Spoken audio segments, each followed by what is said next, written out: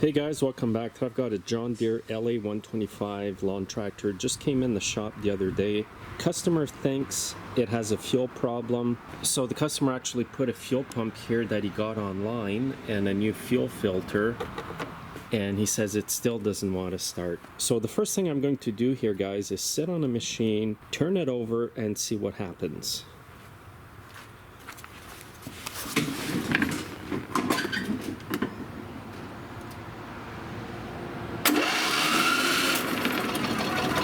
Well, that's spinning way too easy, way too easy.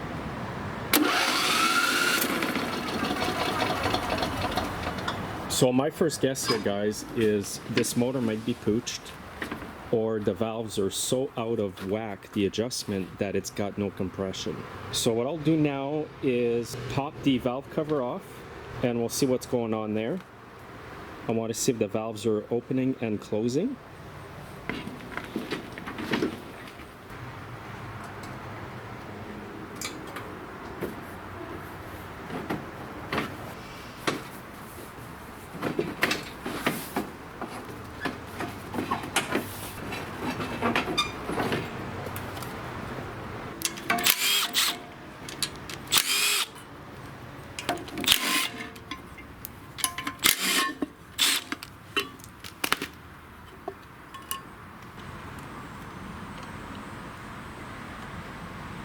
So I'll turn the engine over to see if these open and close. Yep.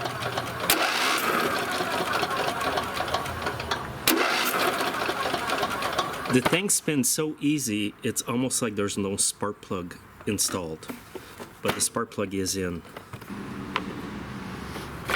So what I'm going to do here is take the head off so we can see the piston, whether it's moving up and down. If the piston is not moving, that means that the connecting rod is broken. If the piston moves back and forth, then that means the connecting rod is still good. My diagnosis is that the connecting rod is snapped and the piston will not be moving. And I've checked around the block to see if there's any cracks from the connecting rod breaking, but I don't see any, so I'm just going to go ahead and take the head off.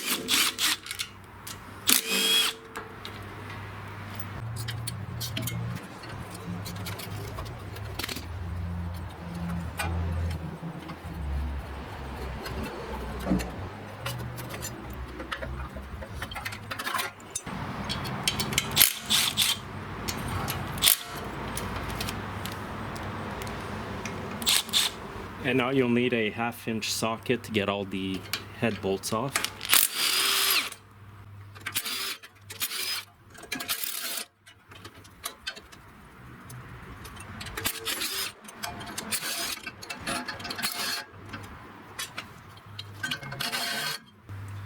And we've got some oil leaking here.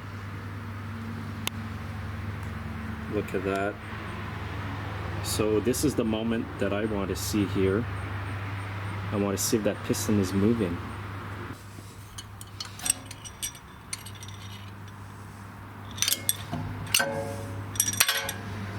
So the push rods are good. They're not bent like on the tractor in my last video.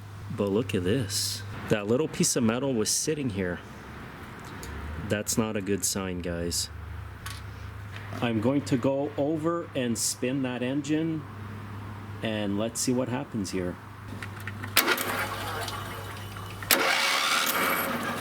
Yeah, exactly what I thought. That piston is not moving. I just heard some noise in the engine as well. Now it's jammed up. Yeah, it's toast, man. Another Briggs engine down the drain. And have a look at that.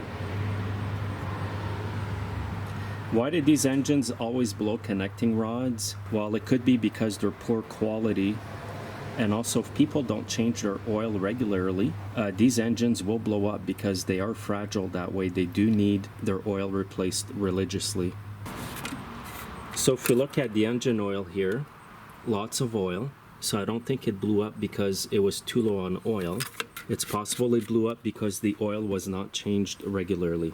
So what I'm going to do now is call the owner, and I'll see what he decides to do, and then I'll come back in the video and let you guys know. All right, so I just got off the phone with the customer. He said he will leave it here for scrap.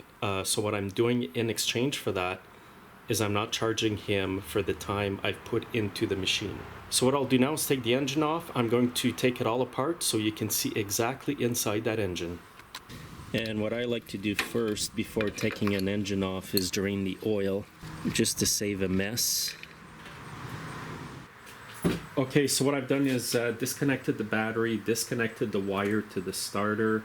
All the plugs that are connected to the engine are disconnected.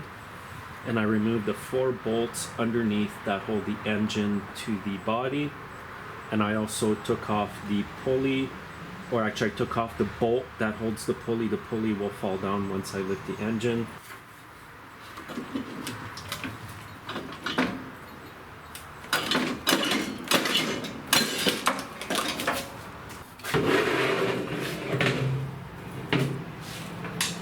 Okay, so I'm going to save the starter because it was working.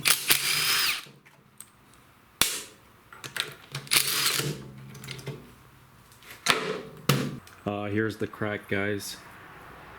I couldn't see any cracks on the outside of the engine, but it was right under the starter. That's why I didn't see it.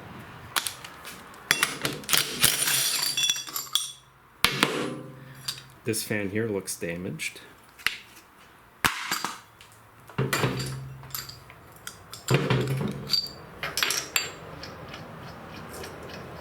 Today I'm going to remove the flywheel without using a puller.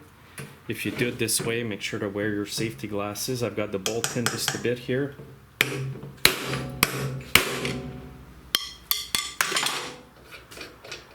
And I saved these flywheels because they cost over 300 bucks to buy new.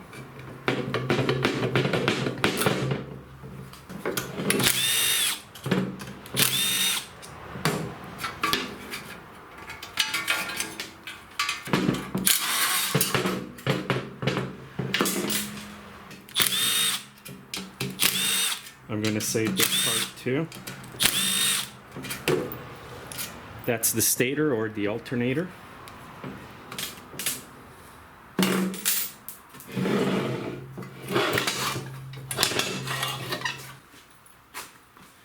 Now you'll need a 1/2-inch socket to take this cover off, or all the bolts off, I mean.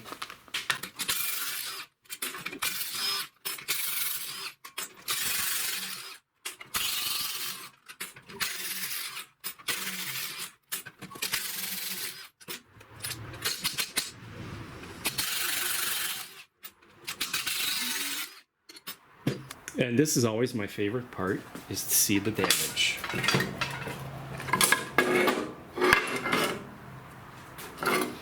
And look at the bottom sump here. There's some little fragments of the connecting rod. And what I'm noticing in this sump is there's a lot of sludge. So that tells me that the oil was not changed regularly. And look at this mess here.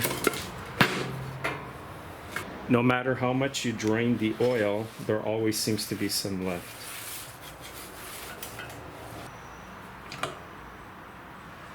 And the camshaft looks damaged, or maybe not.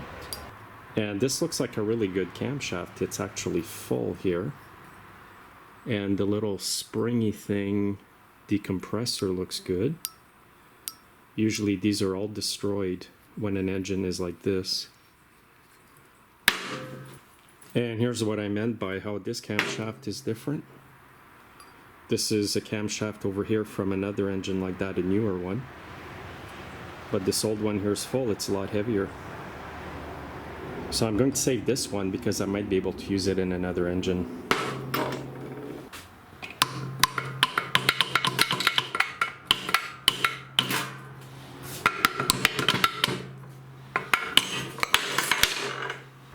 And have a look inside the engine here.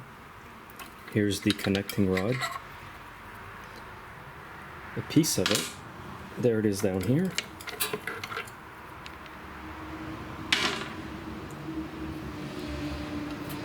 This whole crankshaft thing here looks pretty good. It's actually smooth here. Right on the journal, I think you call that. It looks pretty smooth. Feels pretty smooth. Here's more fragments of the connecting rod down here. It's just full of pieces. And the cylinder does not feel scored. One other thing I will keep from this engine is the throttle mechanism, because on the newer engines they're really cheap.